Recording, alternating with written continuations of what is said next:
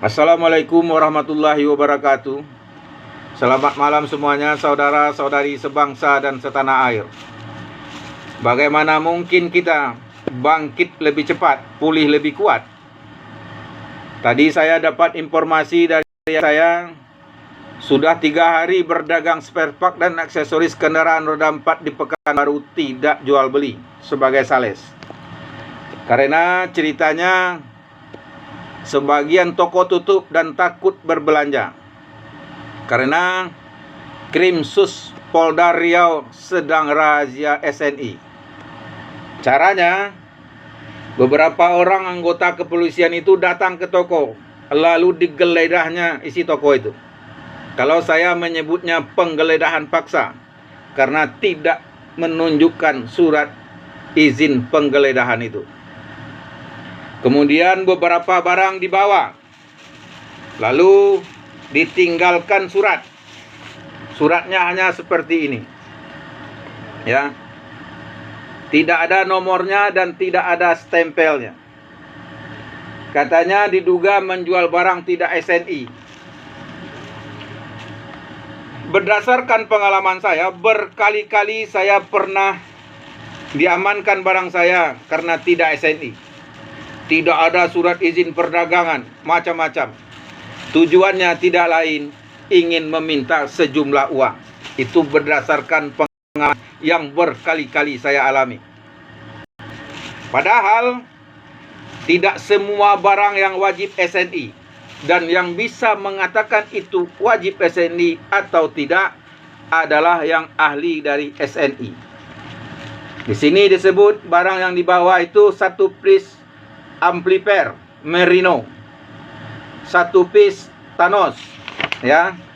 Kemudian signal lamp, jet auto ghost, dan macam-macam.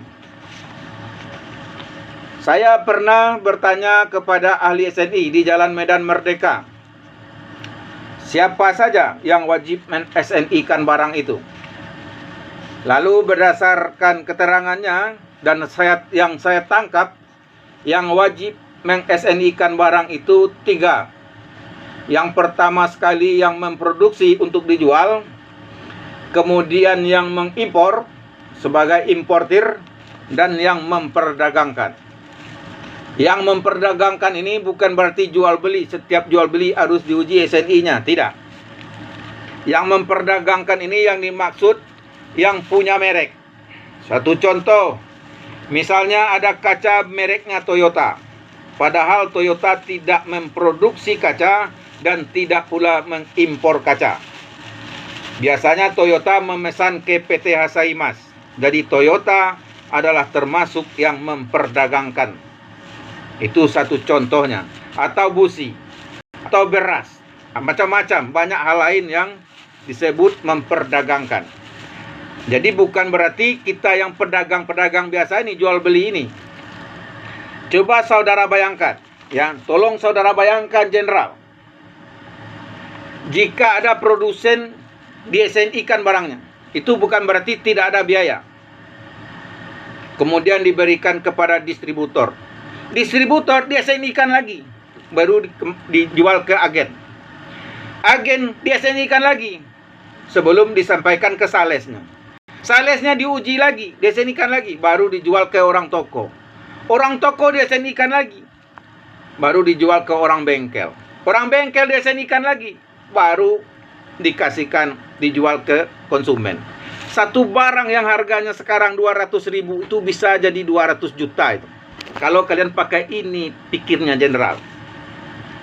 Bagaimana mungkin anak buah saudara bisa razia SNI sedangkan dia tidak ahli SNI? Ya, bagaimana mungkin? Kan tidak mungkin itu bisa.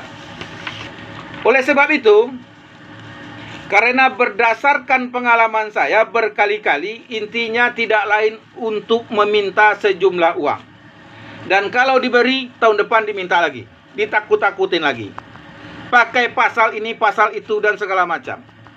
Sampai seorang polisi pernah mengatakan kepada saya sebagai penyidik, apa katanya kepada saya? Sebanyak ini pasal, Pak, masa nggak satu pun yang kena? Jadi tolong Pak Listio Sigit, Jenderal Polisi kita yang baik hati ini, tertibkanlah. Tolong bersih-bersih, benar-benar bersih-bersih. Jangan lagi diminta setoran kepada dir itu. Yang nanti ujung-ujungnya juga masyarakat yang akan menanggung. Ya. Tidak ahli SNI, tapi razia SNI. Pasal-pasal digunakan untuk menakut-nakuti masyarakat oleh oknum-oknum penegak hukum kita. Yang kita tidak mengerti tentu ketakutan. Akhirnya, intinya ujung-ujungnya kita akan menawarkan sejumlah uang agar kita bebas. Padahal kita nggak salah apa-apa. Dan seperti yang saya katakan tadi, berkali-kali saya alami. Oleh sebab itu, kepada Jenderal Iqbal, tolong. Kalau ini tanpa sepengetahuan saudara, saya bersyukur. Tolong besok saudara Jenderal tertibkanlah ini. Anggota saudara ini.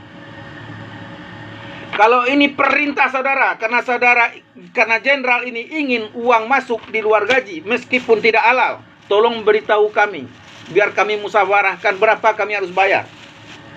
Jangan lagi ditakut-takuti, karena kalau ditakut-takutin kami tutup. Ekonomi kami juga mandat gitu. Kami juga butuh hidup. Kami tidak digaji bulanan. Kami berusaha halal, baik gitu. Tidak melanggar hukum, tapi dicari-cari terus kesalahan kami. Bagaimana mungkin kita mau maju bersama-sama? Kalau aparatur negara ini, penegak hukum di negara ini, oknumnya bisa semena-mena kepada masyarakat. Jadi tujuan saya mengkritik ini, kalau Jenderal Iqbal tidak tahu, saya beritahu dengan ini. Begitu juga Bapak Listio Sigit atau Kadipropam. Tolong ditertibkanlah ini. Lagian kalau semua barang nggak SNI dibawa ke kantor polisi, penuh kantor polisi itu. Bayangkan ada orang jual batu kali, nggak SNI, tangkap. Ada orang jual pasir, nggak SNI, tangkap. Orang jual layang-layang, nggak SNI, tangkap juga. Penuh nanti kantor itu. Nggak mungkin seperti itu. Undang-undang dibuat untuk mensejahterakan rakyat, bukan untuk oknum menggunakan pasal-pasal untuk menakut-nakuti rakyat gitu. Saya yakin sekali ini nggak prosedur ini, Jenderal. Surat apa ini? Ya, begini caranya polisi bawa barang orang. Tinggalkan surat seperti ini. Nggak mungkin, nggak masuk akal. Nggak ada nomornya, nggak ada stempelnya. Jadi, saya sampaikan di media ini agar kita semua tahu. Kalau lapor, saya dah bosan lapor. Dah bosan saya lapor. Sampai ke Mabes Polri itu. Ke Karopaminal itu pernah ketemu sama saya itu. Dipanggil saya. Yang sibuk itu yang melapor. Yang dilaporkan biasa-biasa saja. Dulu pernah saya alami di Krimsus Polda Lampung. Dirampas saja barang kami. Diperas gitu. Dimintakin uang tebusan. Lalu dikasih sekali, minta dua kali, minta 3 kali. Dikritik. Jadikan tersangka. Salah nggak salah dijadikan tersangka. Kurang ajarnya lagi dia sama tuh dengan jaksa. Orang nggak salah, diadili. Ponis bebas. Kazazi bebas juga, tanpa didampingi pengacara. Kena dikembalikan barang.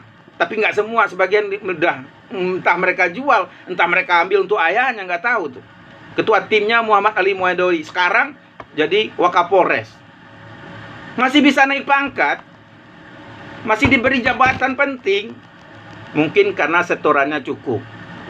Jadi kita jangan hanya baik di media sosial saja, Bapak Kapolri. Benar-benar baik daripada faktanya gitu.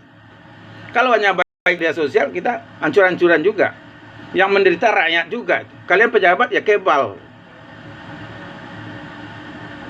Sekian dari saya. Mudah-mudahan ini tidak terjadi lagi besok-besoknya. Oknum-oknum nakal ini supaya ditindak. Tujuan saya mengkritik ini tidak lain. Agar kita ke depan lebih baik. Agar saya juga bisa hidup. Utang saya belum bisa bayar tuh. Assalamualaikum warahmatullahi wabarakatuh.